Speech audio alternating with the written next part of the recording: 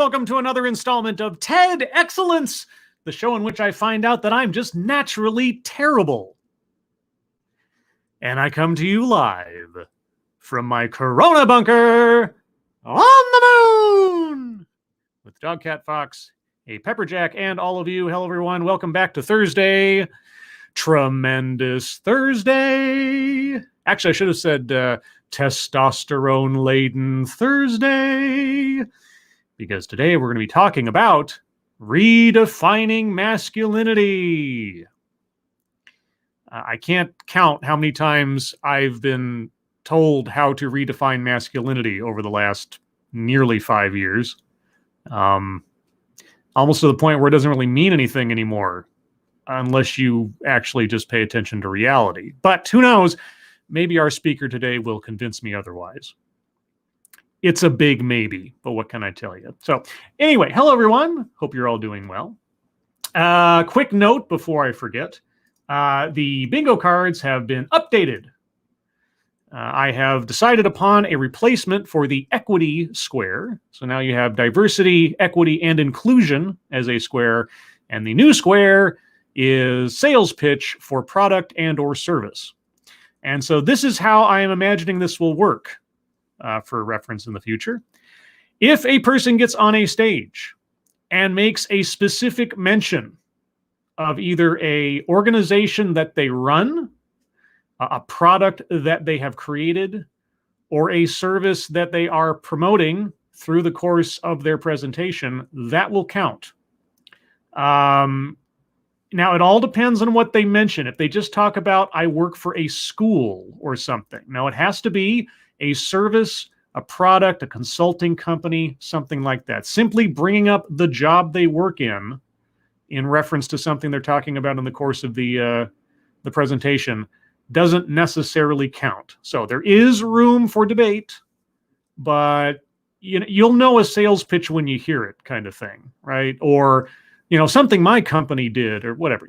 We'll see how it goes. It might turn out to be a terrible square.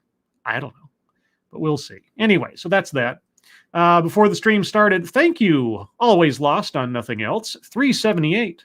I'm going to be lurking on this one, so have fun, and Dogcat Fox better be good, or else it's owie, ow, ow. That sounds ominous. Are you going to be good today, Dogcat Fox? Wowie, wow. Wow. I think he was affirming yes. Okay. But thank you, Always Lost on Nothing Else.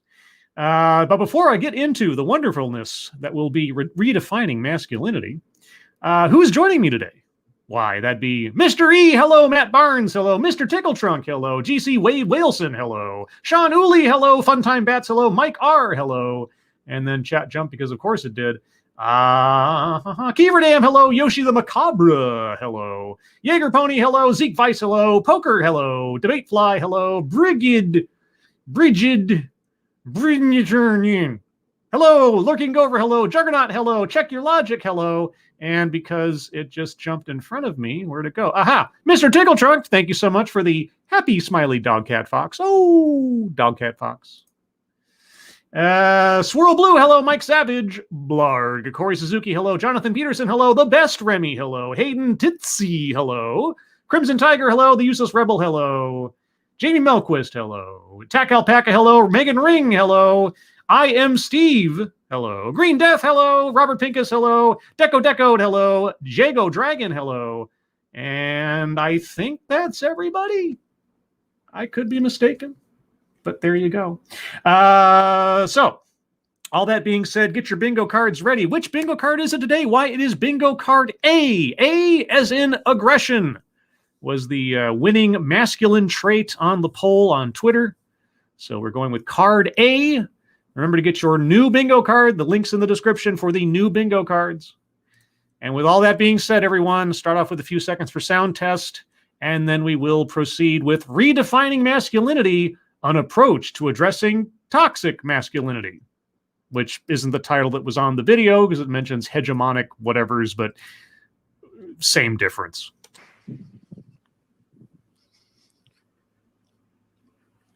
Growing up with two sisters, Growing up with two sisters? Why, golly gee whiz, that sounds like a childhood or family anecdote already.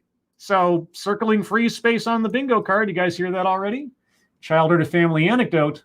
Wow. 2 squares in 6 seconds. It's amazing. And thank you, Lady Gopher, for the we're number 1 Dog Cat Fox. Oh, Dog Cat Fox. Thank you, Lady Gopher. You guys hear that okay? Sounds good, says Mr. Tickletrunk. All right, so without even dropping a dime on this, we're already 2 squares in. commonly find myself engaging in activities that others might consider to be feminine or unnatural for little boys. I can remember going out in the neighborhood and playing with the other kids, and we would build houses in the ground in chalk and stay away from the mud because I never liked getting dirty. You built houses in the mound, in the ground from chalk? Like natural chalk? I'm assuming natural chalk, like the stuff, you know, like clay kind of stuff or whatever. Because I'm thinking, when I think of like chalk and kids, I think of like, you know, drawing on the sidewalk. But okay, sounds whatever. And growing up, as I matured, I thought these differences in my personality would restrict me from being able to engage in normal society. Those are not reflections of a personality. I mean, depends on the activity, I suppose, but nothing of what you described says anything about your personality. Okay. And that I would be considered an outcast. So to compensate, I would poise myself in a way where people would see me as the masculine figure that they had expected of me. Okay. I had to wear my cap backwards, puff my chest out, and things along those lines. Oh, God. Such a burden. But as I grew up, I learned that this understanding of what it meant to be a man in society was outdated, and the terms that were used to describe masculinity were too constrictive and didn't allow for the basic human traits to be shared among men and women. Why are you wearing a tie and a sports coat? Why are you sporting an attempt at a beard? Okay. My name is Garrett Borgman, and I started research in this field a couple of years ago as a passion project. They say your college years are a time where you find yourself. And for me, what that looked like was starting to have conversations about masculinity and what it meant to be a man in our society. Now, here's the key phrase there. For me, that meant. For me. You are speaking for yourself. So my sophomore year, I was in a group with a couple of other guys from residential life here at Hope College. And in this group, we were discussing our experiences of what it was like to be a man in our current society. Okay. And I started to come to this conclusion, and somewhat of a consensus among this group of guys, that the terms that were used to describe our experiences and what was expected of us was constrictive and overall detrimental to our health. Oh, detrimental to your health. Okay, well, I'm curious to know what these evil magic words are that harm men simply by them being spoken.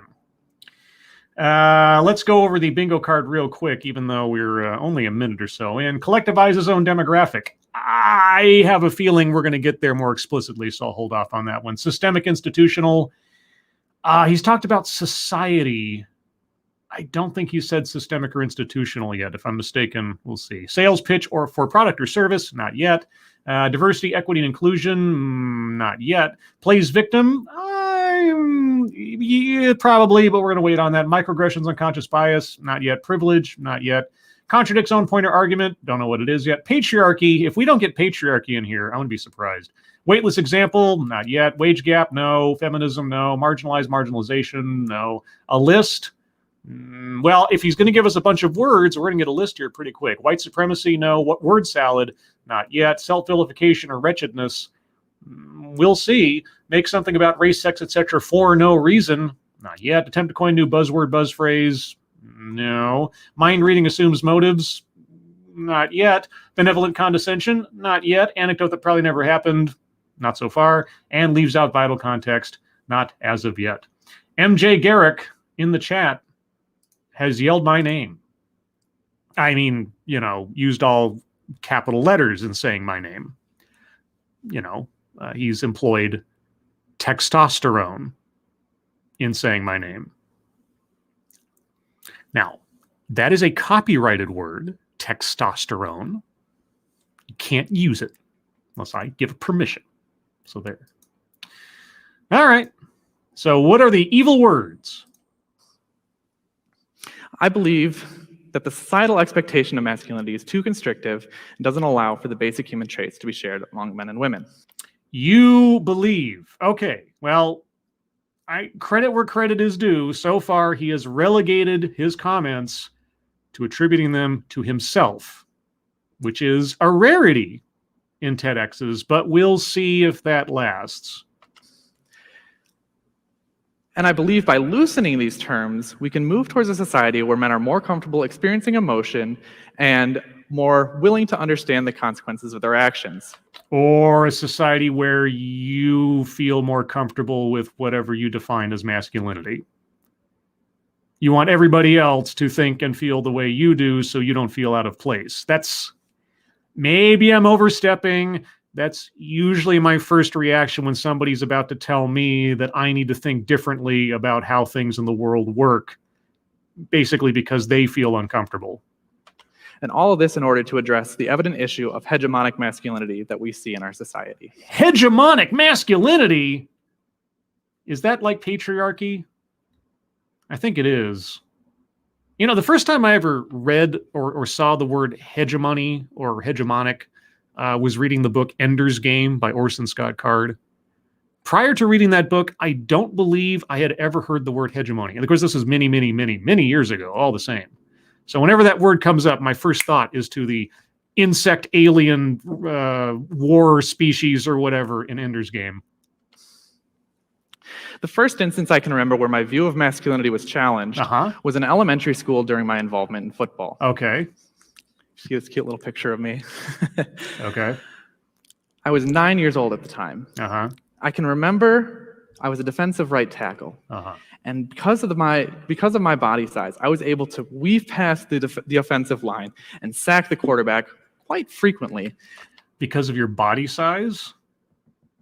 You look like, maybe I missed it. You didn't look any more or less than any other 9-year-old in the picture. So I was pretty exceptional at the sport, but the reality was I hated it. Okay. There was something about pinning kids down and hurting them.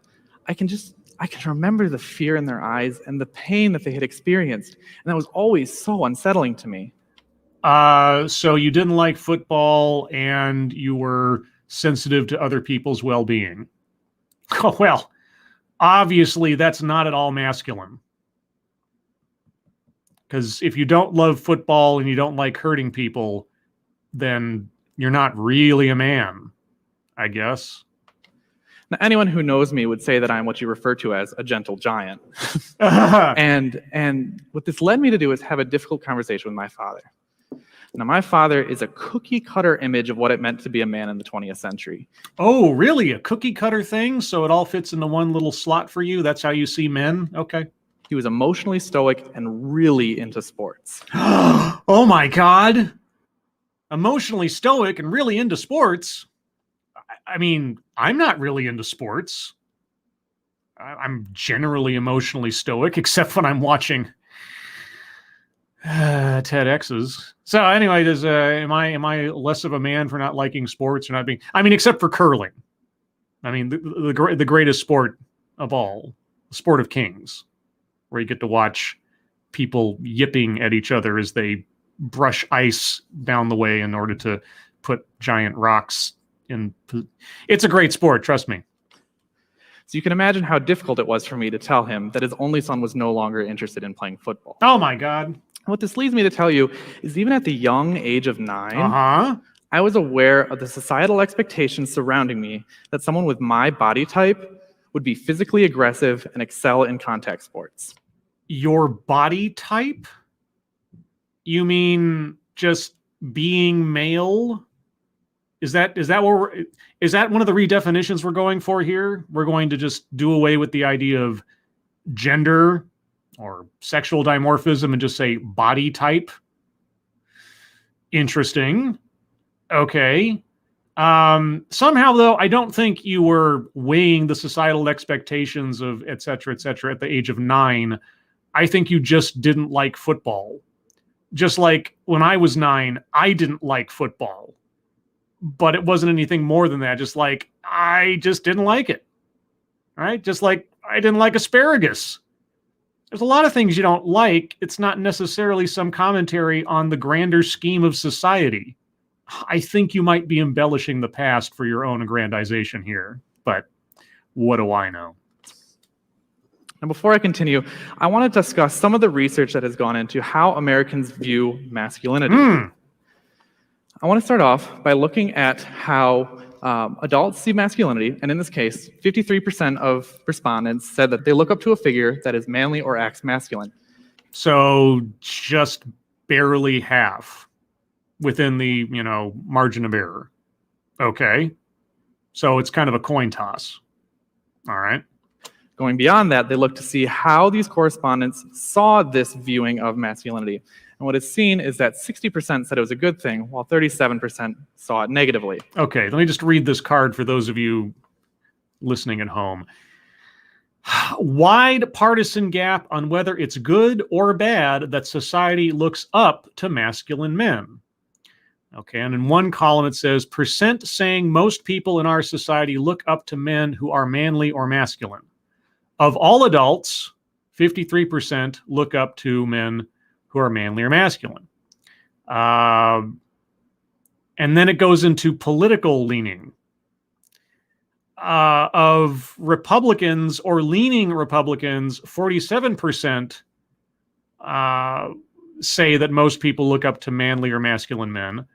And of Democrats or leans Democrats, 58% say so. All right. And then in the second column, percent of those who say society looks up to masculine men saying this is a good thing, 60% of all adults, 37% say it's a bad thing.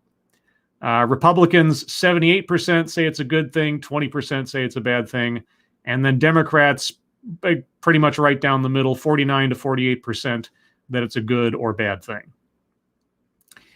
And that means what? So the majority of people in the country, by your own estimate here, at least say it's not a bad thing to look up to masculine men. Okay. It also broke it down into political affiliations of the correspondents. And that's kind of where I raised some challenge. As is shown, there's a significant difference in how masculinity is viewed across party lines. The reality is that these terms used to describe masculinity are transverse across party lines, and the issues surrounding men in our society are not dependent on whether you're Democrat or Republican. Then why bring it up? There's a disproportionate amount of men in our society. Excuse me? Oh, what are you going to say next? That die by suicide each year. Yes. Yes, there is. I wonder what might be driving a lot of those men to do such things. Could it be being told that the attributes that they possess that they don't really have any control over are toxic?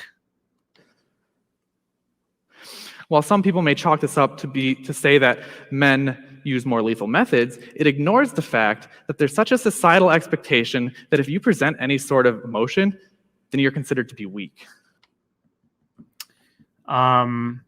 Use more lethal methods. What does that have to do with anything? Either you kill yourself or you don't. If you successfully kill yourself, whatever method you used was lethal. But setting that morbid assessment aside, I think you might be seeing things a bit biased here. What drives men into depression, right?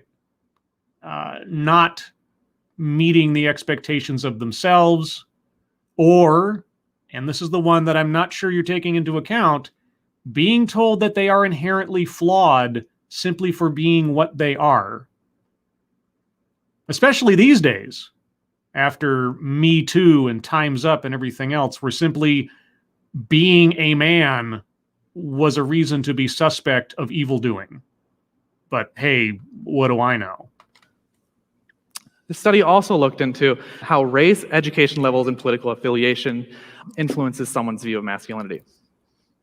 So from this study, one thing that I would like to point out is how 94% of black men said that they were very or somewhat masculine. So that leads me to believe there's got to be some sort of social pressures that surround men, particularly black men, and how that influences their view of masculinity. Or there's some pressure, like they're doing it unwillingly. They're saying that because what? It's Stockholm syndrome or whatever. I have to say that I feel I am masculine, otherwise I'll be made fun of. Or maybe they just legitimately feel masculine. Did you consider that possibility? I'm getting confused. Thank you, Professor Chaos. Women are more likely to try suicide, but men are more likely to succeed due to the manner of suicide often chosen by men. Guns.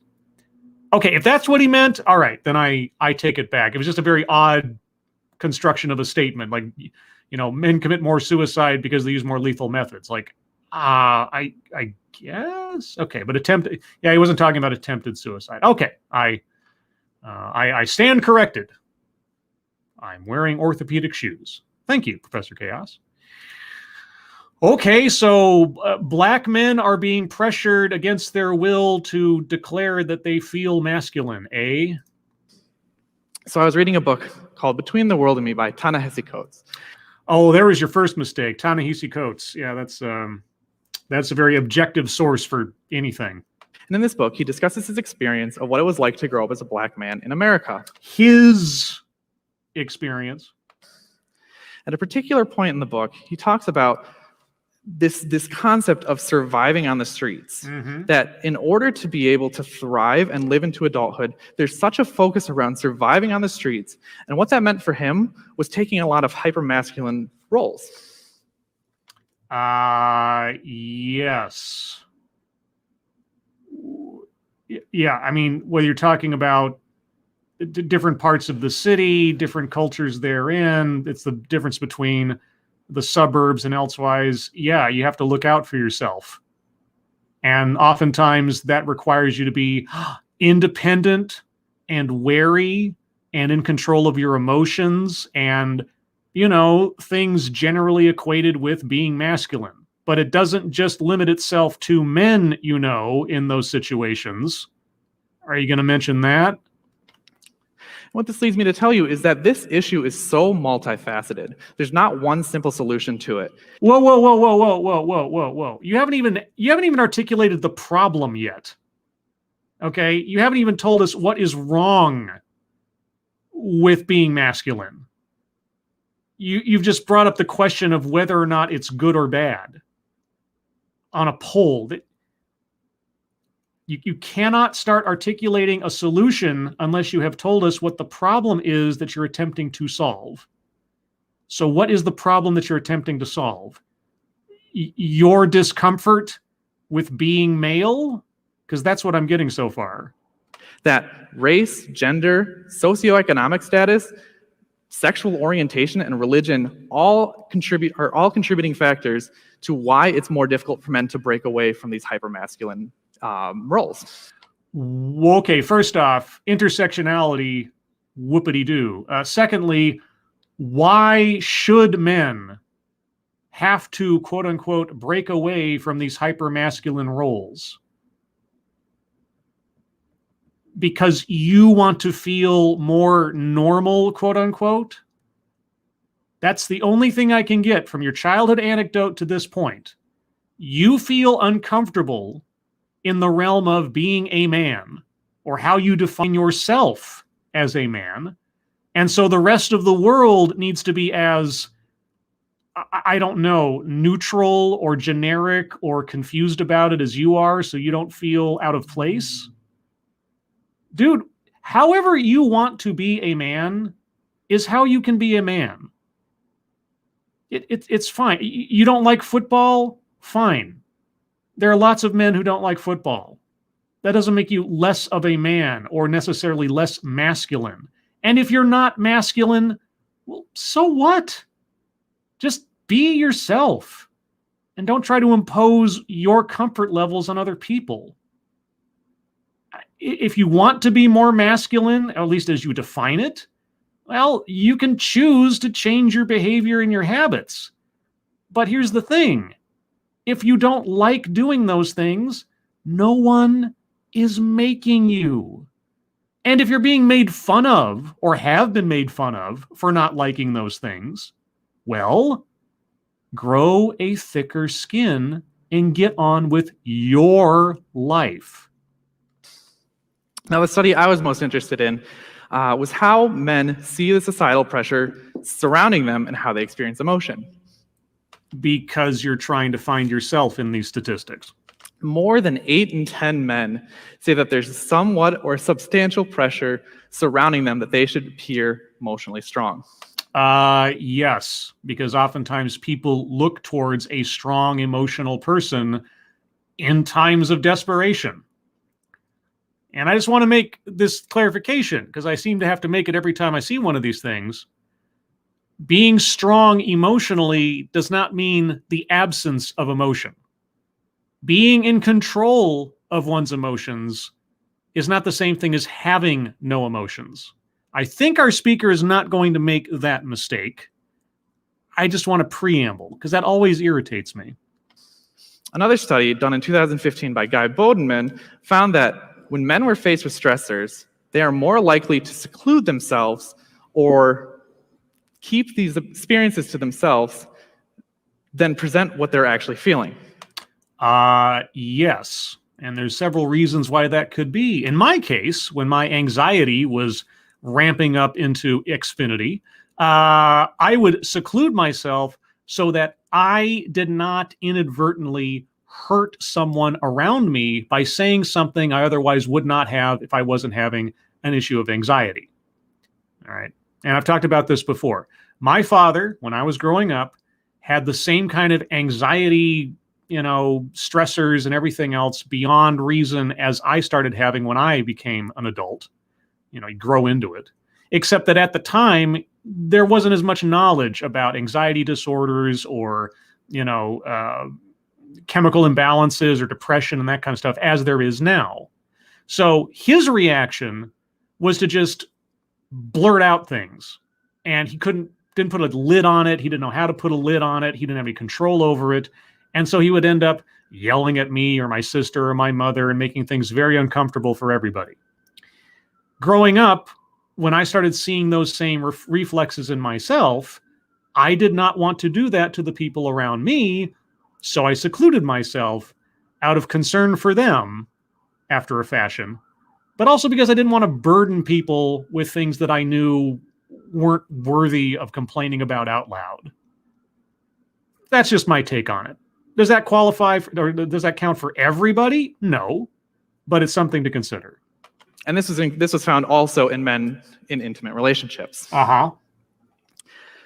I wish I had more time to convey the issues of hegemonic masculinity, dissect every warning sign, and walk you all through how to have a difficult conversation. I really wish you would, because that was the title of your talk, and so far you haven't described to me the problem. Short of talking about the increased amount of suicide among men, which you didn't go into any detail on what might be causing that, you have yet to tell me what problem is to be addressed, why certain elements of masculinity are quote-unquote toxic or hegemonic, what that even means to you.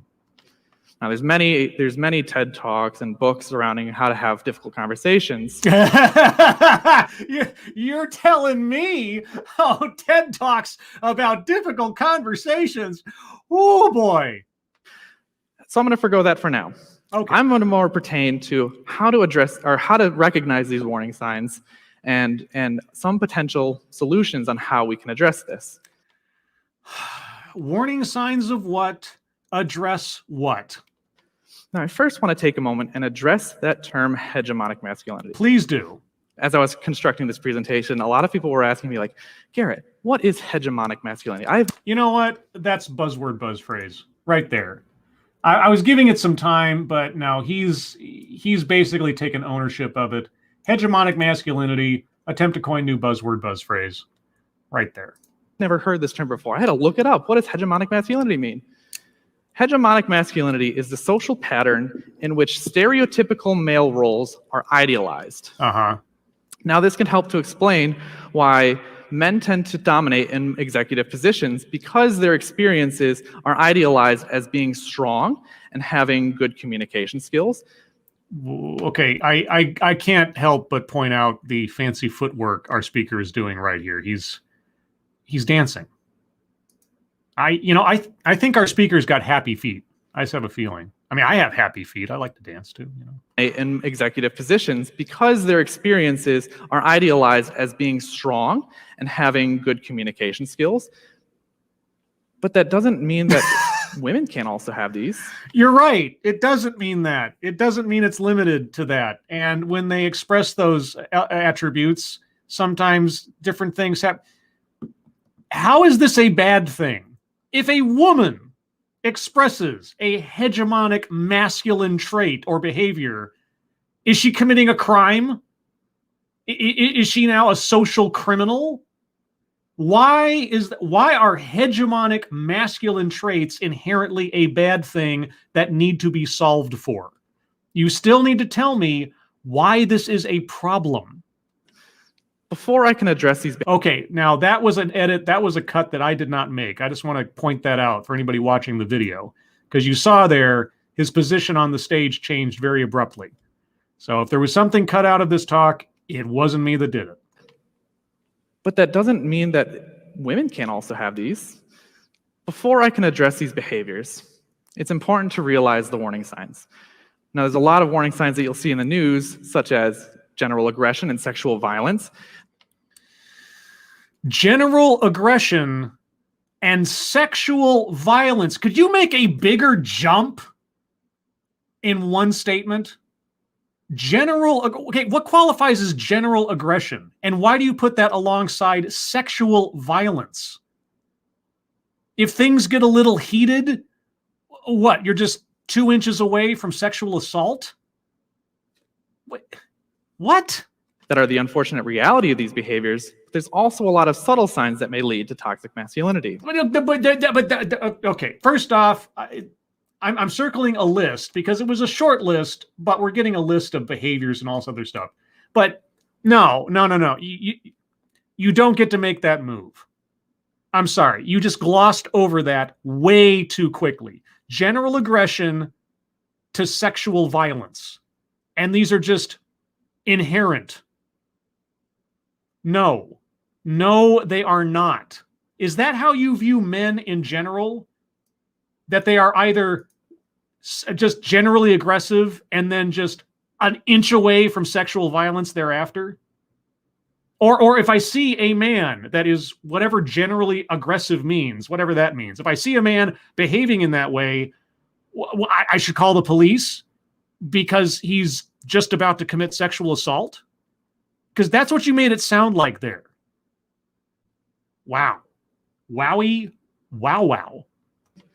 Now, this includes lack of emotional vulnerability. Lack of emotional vulnerability. Again, are we talking about being in control of one's emotions or not having emotions? And if someone just doesn't like to share their emotions, is that inherently toxic? Now, and by the way, on the converse of this, are you about to list off elements that you possess and idolize that will then elevate yourself in this new generalized definition of masculinity to being a real man? That couldn't be the purpose of this, could it? Being deterred from any feminine trait or interest. The ideology that men cannot be emotional or shameful, and a superimposed view that women are the primary caretaker of children. A superimposed view. Really? It's not just sort of instinctual for the most part? Do you grant the possibility that given the inherent differences in men and women, both physically, neurochemically, instinctually, biologically, and on and on and on, that there is absolutely no justification beyond societal pressure for the way men and women behave differently one from another? Can you at least accept that possibility that some of these things are the result, or at least guided in part by biology and instinct and evolution? A little bit? Thank you, Mr. Tickletrunk. The man that wants to destroy stereotypes sees them everywhere. My word, what a silly goose. Yeah. Yeah. You know, we have to get away from thinking of men this way. By the way, if men are either aggressive, you know they're just about to commit to sexual assault. And we have to destroy these things. Wow. All right. Masculinity and sensitivity do not need to be mutually exclusive terms. They are not. They are not. Okay. Let me just paint a picture for you for a second. A grown man being protective of his daughter. Let's just take that into consideration for a second. Okay? Very stereotypical, right? Daughter comes home from a date and is crying. Father immediately jumps up and wants to know what's wrong. Now, is the father emotionally dumb and just does not read what crying means from his daughter? Is his reaction just simply aggression for the sake of aggression?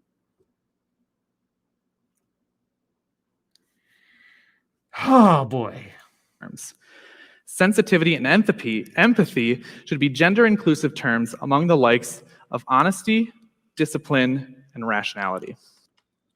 Those are human traits. Men are not inhuman. Do you think we got all the way here throughout all of time and evolution if men did not possess empathy or rationality or emotional consciousness? What are you saying?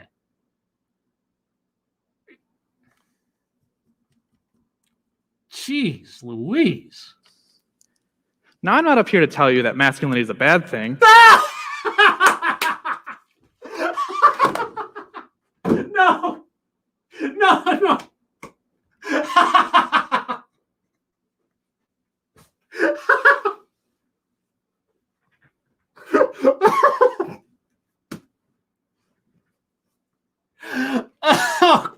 Oh, no. No.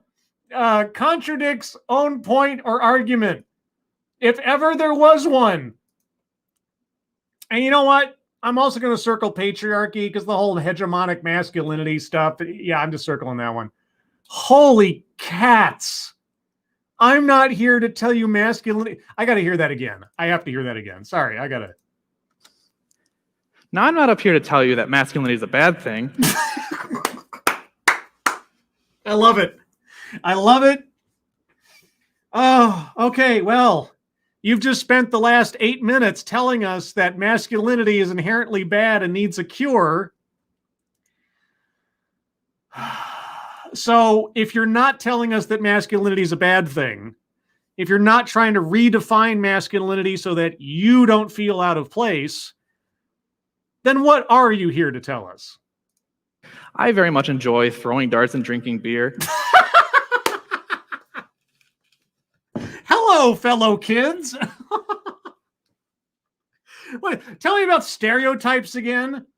God, when was the last time I threw a dart? I think we had a dartboard in my house when I was a kid, but I don't drink beer. I don't like beer.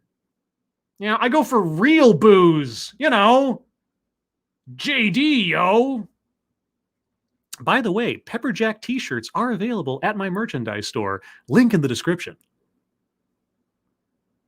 This message has been brought to you by Scribes Shirt Store, Teespring, whatever the hell it is. Anyway. I was jamming out to AC/DC before I came up on stage. Oh, wow, dude. Hello, fellow kids. But it's important to know when these behaviors become toxic. Okay, well, when do these behaviors become toxic? When does throwing darts become toxic? It is when you start using Bob across the room as the dartboard? I'd probably agree. When does drinking beer become toxic? Well, when you reach alcohol toxicity in your system. Okay. When does listening to AC/DC become toxic? Let me ask you that one. The other two, I might be able to see it. How does the behavior of rocking out to AC/DC become toxic? Unless you're doing like headbangers ball stuff and you give yourself, CTE or whatever. And then that's why we need to address them. Well, like what? Give me an example. Give me an example. So far, you've just said that they're bad. You're not here to tell us that masculinity is bad, but you just told us that the things that you like, that you consider to be masculine, have a limit to where they become toxic. Okay, well, give me an example. The best example I can think of Yes? is self-defense. Oh. While there may be some chivalry in defending others, when the assumption is made that women are incapable of protecting themselves or that women need men to protect them, it creates the shift in which masculinity becomes toxic by assuming that women are incapable.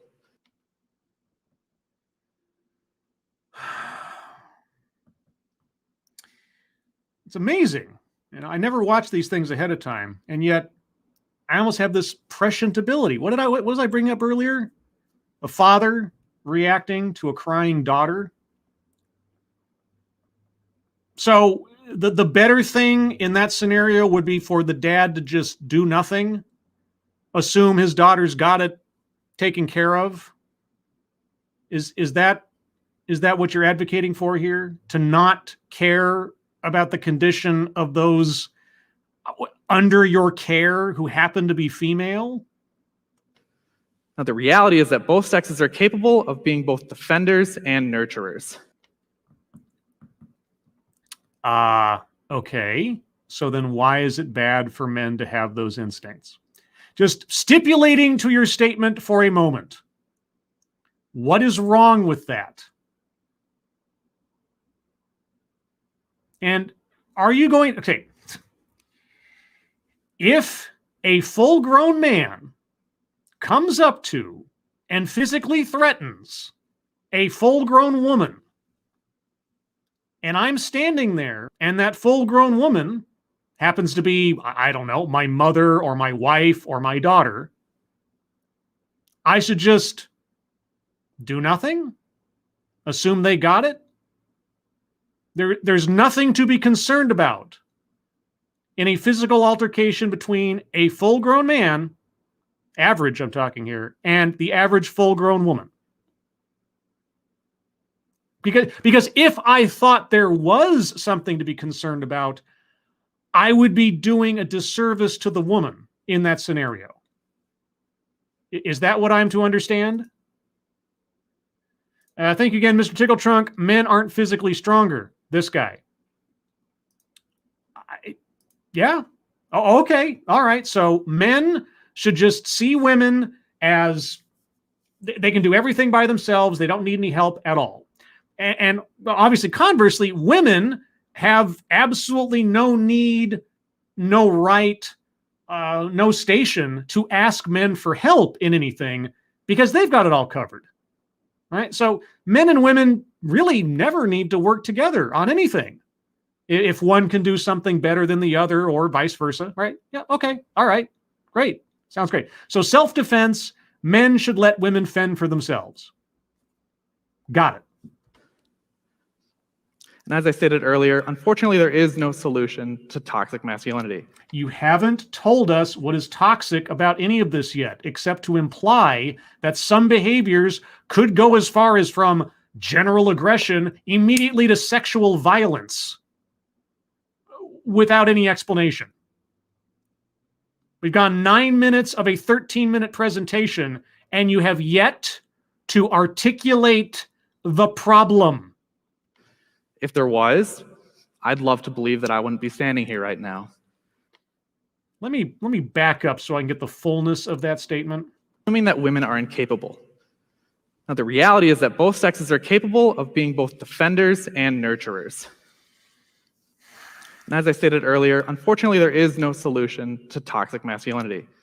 If there was, I'd love to believe that I wouldn't be standing here right now.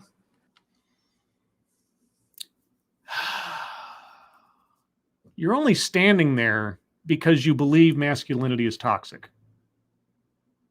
You and so many, many, many others like you have projected the notion that toxicity is somehow inherently a masculine byproduct. That people, regardless of their gender, are capable of doing terrible things while being their gender. And that somehow these terrible things that they are capable of doing and occasionally do are thus reflective of their gender and not reflective of the individual. You are the reason that you are standing there. But the reality is that these behaviors are ingrained in the individual due to circumstantial upbringing in which otherwise unacceptable behaviors are excused. Really? Sexual assault is excused. I mean, you equated general aggression with sexual assault. So a sexual assault in our society, man to man, is excused. Really? Oh, okay. What world do you live in again? And by excusing these behaviors, it is allowed for the socialization of adolescent children to deem these behaviors acceptable, which allows for them to propagate into unhealthy and unnatural lifestyles. Like throwing darts, drinking beer, and rocking out to AC/DC? Are you a victim of these same forces? Because, I mean, the masculine traits that you exhibit, according to you, you still exhibit. So aren't you perpetuating toxic masculinity? I mean, aren't you taking a risk every time that you turn on Back in Black? That, you know, you'll listen to the lyrics and just all of a sudden go like, oh my God, I have to go punch somebody. And then, right after that, I better go find a woman to assault. What are you talking about? Well, I know what he's talking about. I mean, I've heard this before. This is an old song and dance at this point. Emphasis on the dance part because, man, this guy's got happy feet. Let me go back to the bingo card real quick just to calm myself down. Collectivize his own demographic. Oh, yes, indeedy. Systemic institutional. Yeah, he's talked about society and so on and so forth. And I'm pretty sure he said institutional or systemic or similar to at this point. Sales pitch for product or service. Not yet. Nope, he hasn't talked about that yet. He's talked about the school he went to. He's not talked about what he does. Diversity, equity, and inclusion. No, that hasn't been any kind of focus. Plays victim. Oh, yeah. Yeah, no, he's a victim of society telling him what a man has to be, and he feels so bad about himself, etc. Microaggressions, unconscious bias. After a fashion, but I might hold off on that one. Privilege. Not explicitly yet. So yeah, I'm going to leave that one. Weightless example.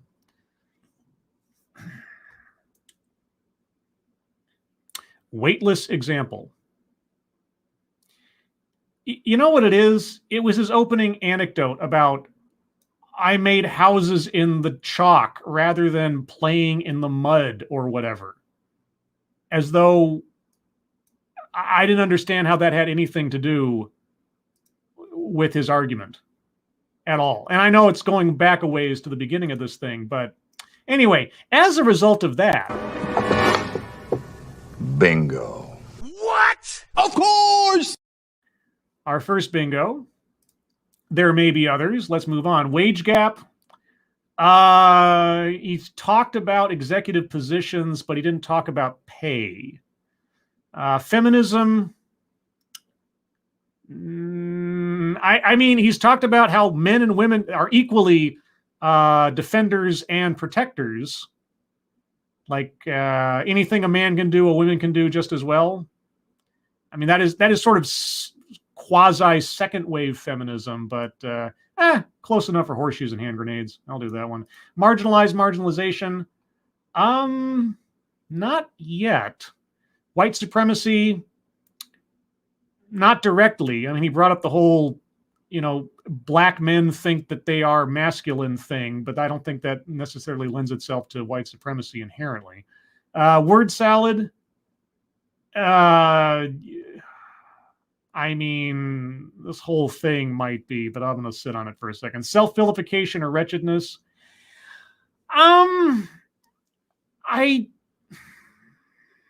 Gosh, that's a difficult one because, like I say, it seems as though, like so many other talks like this in the past, he's holding himself as the ideal example of what the new definition of masculinity should be.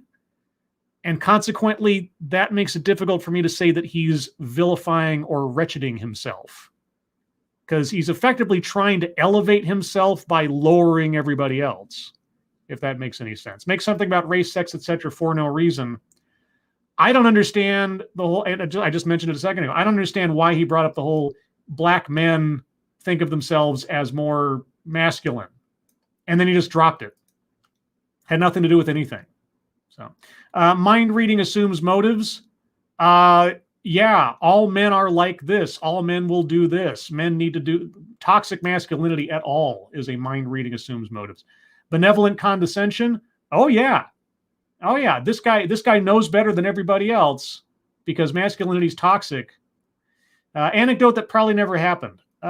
He's only given us the football and playing in the mud with his friends. I don't disbelieve that those things happened. I haven't heard like the perfect, or when talking with his college friends, but he didn't give us enough information there for me to say he was making it up. Leaves out vital context. I'm gonna sit on that one until the end of the talk, on the off chance that he actually gives us some specificity as to what is toxic, what is bad, what needs to be solved, other than saying that you just think these things are bad. That's all. So that's where I'm at. And just for reference, so far I have circled quite a few. Collectivize his own demographic, systemic institutional, childhood or family anecdote, plays victim, contradicts own point or argument, patriarchy, weightless example, free space, feminism, a list, make something about race, sex, etc. for no reason, attempt to coin new buzzword, buzz phrase, mind reading assumes motives, and benevolent condescension. And we still have 2 minutes to go. I'm going to repeat that just because it's so fundamentally important into understanding why these behaviors persist in our society. Just because behaviors persist, depending on what you're talking about, does not inherently make them bad. What behaviors are you calling out as inherently bad? Circumstantial upbringing in which otherwise unacceptable behaviors are excused. Such as what? What unacceptable behaviors are excused? What behaviors that are unacceptable are excused on such a wide swath that they are a societal problem amongst men exclusively? What? What? Excusing these behaviors. What behaviors? Socializes adolescent boys into allowing these behaviors to be acceptable. What behaviors? Propagating them into unhealthy and unnatural lifestyles. Unhealthy and unnatural lifestyles, such as what? Now, to curb this would be... Curb what? You don't get to curb something if you don't tell us what it is you are curbing. And I'm not talking about a little round Jigglypuff looking thing barfing stars at things. What is the problem that you are attempting to solve? Occasionally you do have to tell us what X is in order to solve for it. Be a change in how adolescent boys are nurtured. Oh, well, golly gee whiz. Tell me how you think adolescent boys should be nurtured to avoid them taking part in behaviors that are bad. I'm sure you've all heard the phrase, boys will be boys. Yeah, you know who I hear that from almost exclusively? People who tell me that masculinity is toxic. Can you imagine that? How I am told over and over and over again about the societal norm of boys will be boys, and the only people I ever hear that from are the people telling me that boys are inherently flawed. Imagine that. Now, what that does is it teaches our children. No one uses that phrase except you guys. Teaches our children what? What does it teach our children? That these otherwise unacceptable behaviors, such as, are okay. And that leads to the next step where it socializes that these behaviors are okay, propagating them into these hegemonic masculine behaviors. Such as. Now, unfortunately, this method takes time, and if no individual intervention occurs, then the socialization of boys never changes.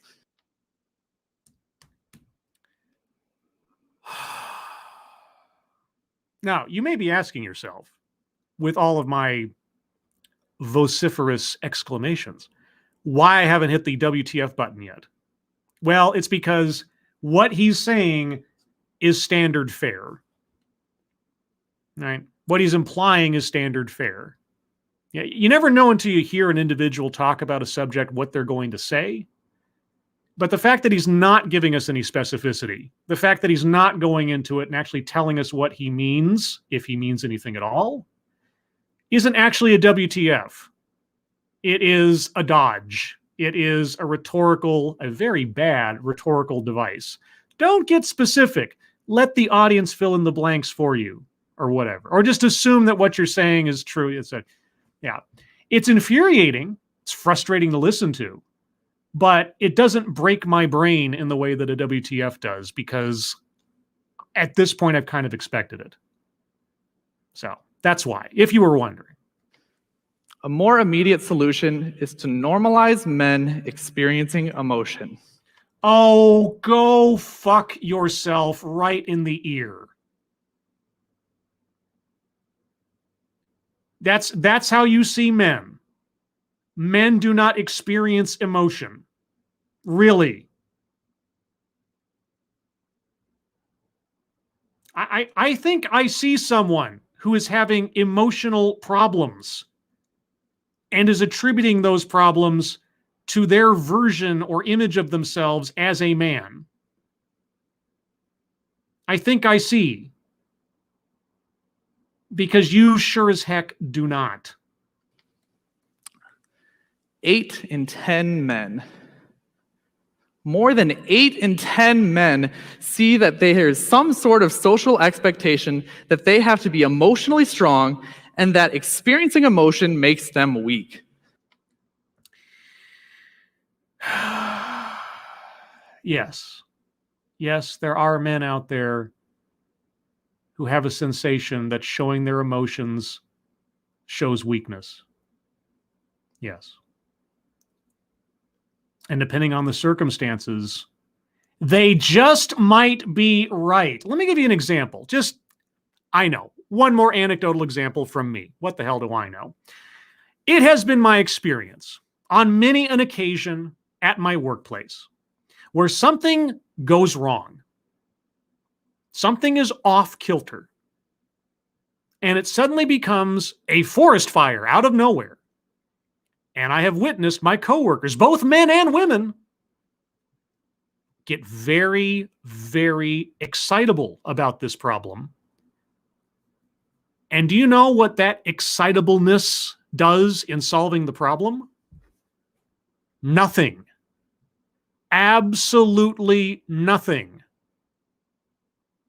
You should have taken the snapper, Weaver. You so stupid.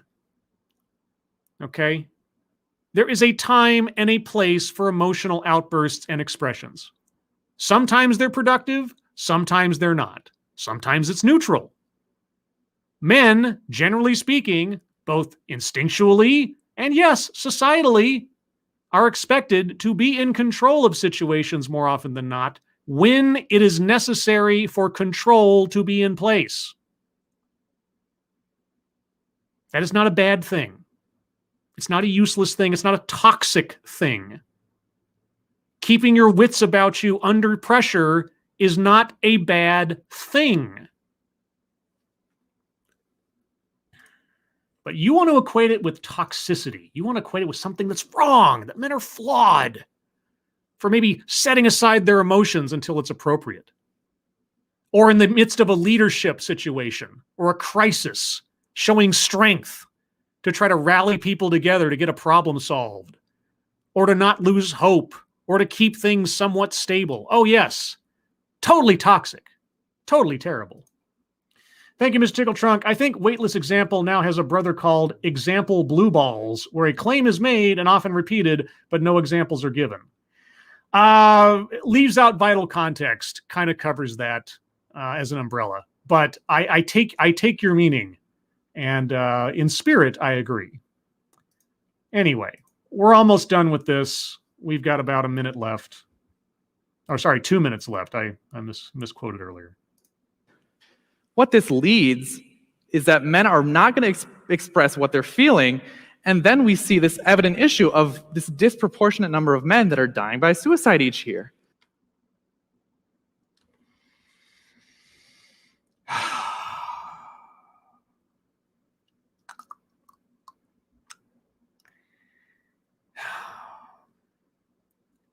Not expressing one's emotions and whether or not it is healthy given the circumstances is just that, circumstantial.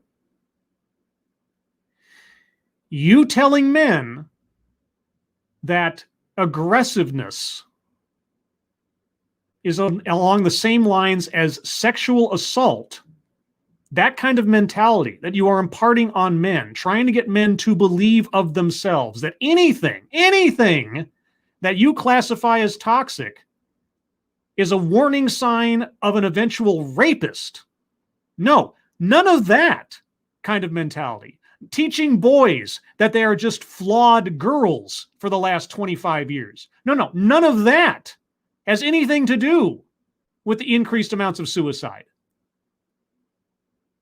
You ever think that it's not men being unable to express their emotions that is leading to increased suicide, but that it could be, and just go with me here for a second, a fear of expressing their masculinity? Did you ever think for a moment about what it means to cage a wild animal? And I'm not calling men wild animals, but, a creature that by all instincts wants to run free, but then you restrict it and you say, you are not allowed to do what you feel like doing. You are not allowed to be or behave in a way that you feel like being or behaving, because we already assume you to be broken if you do those things. Did you ever entertain the possibility that it's men not being allowed to be men and repressing those aspects of themselves because they've been told that they are bad, that is leading to suicide? You ever think about, just as I don't know, maybe a mirror example of someone who happens to be gay, who is told that they are a sinner, that they're going to hell, that they're inherently evil, that they're just basically a child molester, and they repress those emotions, they repress those sensations, they repress those instincts their entire life? What kind of quality of life do you think that person is going to have or has had when they're told that what they feel is right for them is toxic? Can you imagine? But by allowing men to experience emotion, we can take that back. Oh, for crying out loud. Allowing men to experience emotion. Thank you again, Mr. Tickle Trunk. I vote to change it to Example Blue Balls. I will take it under advisement, but I've already just made a change to the bingo card. And do you know how rare an event that is at this point? I mean, that's like amending the Constitution at this stage of the game. So I will keep it in mind. If the sales pitch thing does not bear fruit in the near future, I will consider it. Thank you, Mr. Tickle Trunk. We can save lives. Oh, God. Now, providing community outreach programs is a step in the right direction. Community outreach programs for what? Being a man? What is the problem? Because it provides men with the ability to express these tensions in a healthy manner and provides them with that resource, whether or not they realize it. Okay. Well, what is the healthy manner to express sexual assault? As obviously, sexual assault is inherent to all men who might be generally aggressive. Where's the healthy outlet for that? Since you classified men so starkly. As we know, they're just, red flagging themselves just steps away from committing a sexual assault. And finally, oh, thank God, discussing masculinity and gender roles, dissecting what they mean and challenging why we have them. Dissecting?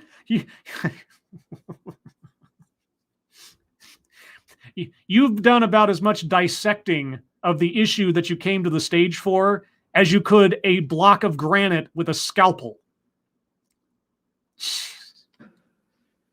Helps us to better understand what they mean and challenge, like, do we still need them? Why do we still have these? Why do we still have them? I don't know. Why do we still have them?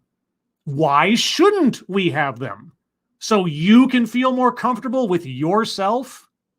Maybe? And that's the reason I stand before you, to challenge the notion that these gender roles cannot be changed, that what we expected of men in the 20th century is not the same of what they need in the 21st century. Why are you wearing a tie and a sports jacket? Why do you have facial hair? Why are you sporting these things at all? I mean, that's what I would expect of a man. You're not really defying much there. I don't know. I mean, what exactly are you trying to say? How should men be treated today? How should men be defined today as compared to yesteryear? Our current understanding of masculinity is too constrictive and doesn't allow for the basic human traits to be shared between men and women. The basic human traits. So all men except you have no idea how to express their emotions, do not possess empathy, do not possess rationality. All they do is exhibit generalized aggression and sexual assault. They cannot be personable. They see women as inherently, weak and useless and incapable of defending themselves just reflexively. And by the way, any instinct on their part to protect other people, especially women, is an insult to women, just so you know.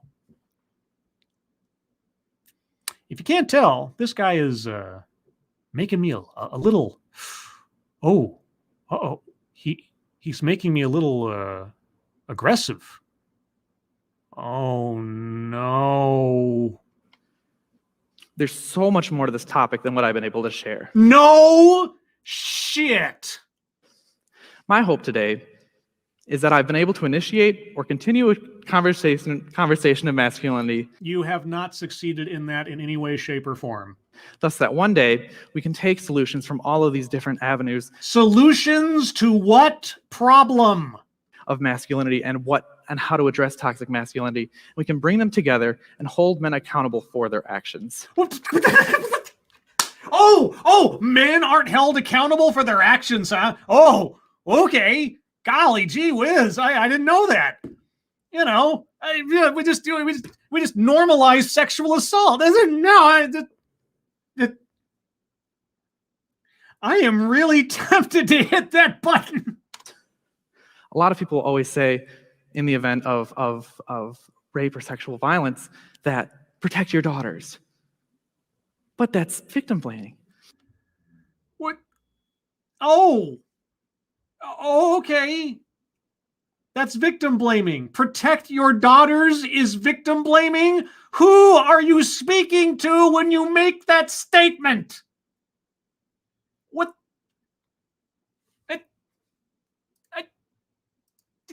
No, I never mind. What? What is that? What the fuck is that?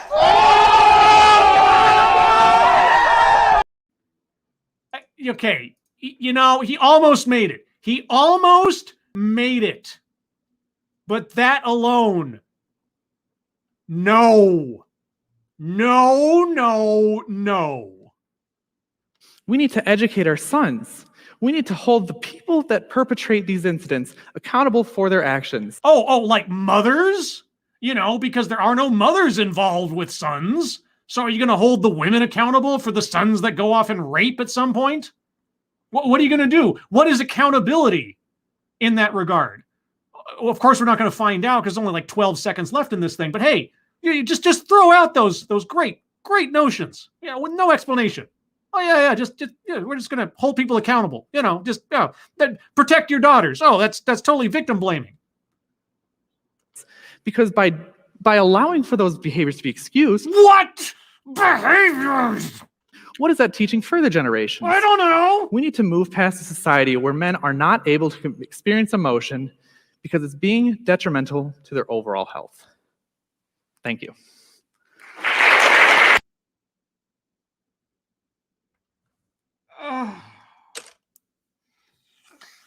That was the sound of me dropping my glasses on my keyboard and rubbing my eyes with the palms of my hands because, theater of the mind. Good Lord. I tell you what, it was pretty stagnant for about 3/4 of this thing. And then he just topped it off, didn't he? He just topped it off there at the end. Man, he came out strong. Oh, wait, strength is probably toxic. So he came out, I don't know, sauntered painstakingly towards the end. I don't know. Okay. Let's take a look at the bingo card one more time, and then I will go to you guys for any squares that you think should be circled. Sales pitch for product or service. I'm amazed he didn't have a consulting business that he was pushing. I really... Wowzers. Okay, diversity, equity, and inclusion. Not... No. Microaggressions, unconscious bias. I might need an argument on that one. I'm privilege. No, he didn't. I mean, he talked about male superiority, but he never brought up privilege per se, or that society values men more than others in this, that, or the other. So I'm not quite sure on that one. Wage gap, never talked about finances. Marginalized, marginalization, and I apparently made a tiny little circle there at some point. That's not meant to be a circle. I don't think he ever got to marginalization, as far as I know. But I'm gonna, just for my own sanity here, I'm gonna delete that little green circle just so I don't go nuts with it. Let's see, what was the next part here? Sorry, 1 second. I moved my tabs around. White supremacy. No, I mean, he talked about black males and then talked about race as being part of some of the statistics he was looking at, but he didn't dwell on it enough for me to say it had anything to do with white supremacy. And he certainly, I didn't update the card. Sorry, 1 second here. There we go. That's better. Sorry, I hadn't updated the card yet. He didn't talk about white supremacy in that way. So, yeah. Let's see. Word salad. Yes. Oh, yes. Especially that last part with the, watch your daughters or what to protect your daughters. That's victim blaming. Like, no, what? No. That was a stretch. Self-vilification or wretchedness. Again, I don't see it because he was effectively holding himself up as the example of what masculinity should be defined as now. Because just by implication, he was contrasting himself with the actual men in the world who are evil and toxic. So none of that made me think he was vilifying himself or reducing himself. Anecdote that probably never happened. I mean, an anecdote. None of the stories that he brought up sounded like they were crafted perfection for his point. So I can't really say that. So, and leaves out vital context. Boy, yeah, I'm circling that one. So much am I circling that one. I should have circled it earlier, but I just wanted to wait and see. And because you never know. You never know. All right, so that's the way the card looks like right now. If you have pitches or arguments, I should say, for squares to be circled, put them in the chat now. Be sure to tag your argument with my name so that I can make it out amongst all the other chats. And let's see. Brigid. My house was struck by lightning yesterday, and somehow this TED Talk is scarier. To think that people who poorly explain their arguments are given huge platforms to demonize people. Okay, well, in defense of being given a platform, TEDx is about as... You know those, you ever see like at a fishery or something, they have those big screens that filter out, like things floating in the water and that kind of thing? Yeah, TEDx has the biggest holes in their screenings. So that's kind of why I look at TEDx, is because you never know what you're going to get. You can get anything out of this. So being on a TEDx platform all by itself doesn't necessarily bother me. But what does bother me, I suppose, is that everything this guy was promoting today is not relegated to him. He is saying things and promoting ideas and the lack of specificity that I have heard over and over again from far more high-minded and far more well-staged people. So he is an example, yes. But I guess I'm just kind of pushing back against the idea that a TEDx stage holds any weight. There's a double entendre there that I won't go to. But anyway, moving on. Let's see. Lissa Leo, Scribelight, thank you for your answer to my comment.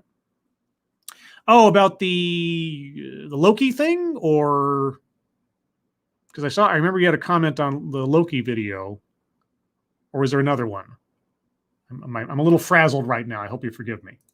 Thank you, Spud Gun. His whole shtick was self-vilification, that he didn't fit into what society deems manly. He is a broken man. See, he was vilifying society. He was holding himself up as an example of what a better definition of a man should be. That's why I'm hesitant to say that he was self-vilifying. He was trying to raise all boats by lowering the waterline, if that makes any sense, and put himself on even keel, another nautical pun, with what men are, because he doesn't feel comfortable as a man. His discomfort with himself, I don't think equates to self-vilification. If you guys think I'm wrong on that, please give me some more arguments, but that's kind of how I see it. Let's see. Lissa Leo. Oh, sorry. Scanner Daffley. That was not a man. No, that was a man. He can be as much of a man as he wants to be. That was a guy who is very uncomfortable with himself and whatever he feels is masculine. Trying to make everybody else see him as masculine in a way that he doesn't see himself. And Lissa Leo, yeah, the Loki. Okay, yeah, the Loki thing. Yeah, yeah, much to my chagrin, I was not aware there was a mid-credits scene at the end of the recent Loki episode, mainly because they didn't put any at the previous episodes, so I wasn't expecting it, but then nobody expects the Spanish Inquisition. But like I said there, and this is separate from a different video, the mid-credits scene didn't really alter my overall opinion of the episode and the events therein, so there you go. Anyway. Let's see. Mr. Tickle Trunk, Scribble, I agree with you. On the vilification thing, I'm assuming. Yeah, it's maybe there's an argument there, but I did not see him making himself out to be pathetic. I mean, you might assess him from the outside as such, depending on how you look at it. But in the context of the presentation, he was effectively arguing that masculinity as defined beyond anything that he fits into is bad, and he actually represents what should be considered masculine in the 21st century. That's kind of where I'm at.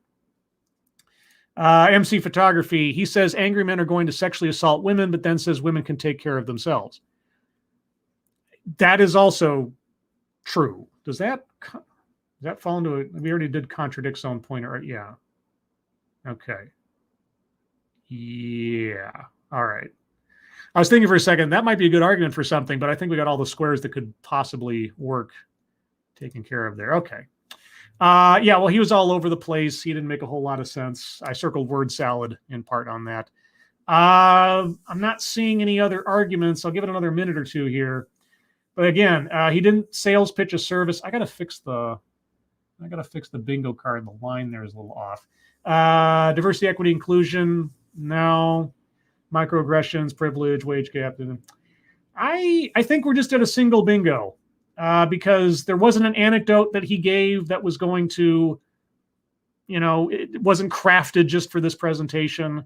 He never mentioned diversity, equity, and inclusion explicitly enough in my mind. White supremacy, you could be, if you really wanted to be Mr. Fantastic, you could stretch since he brought up the whole race thing and the statistics.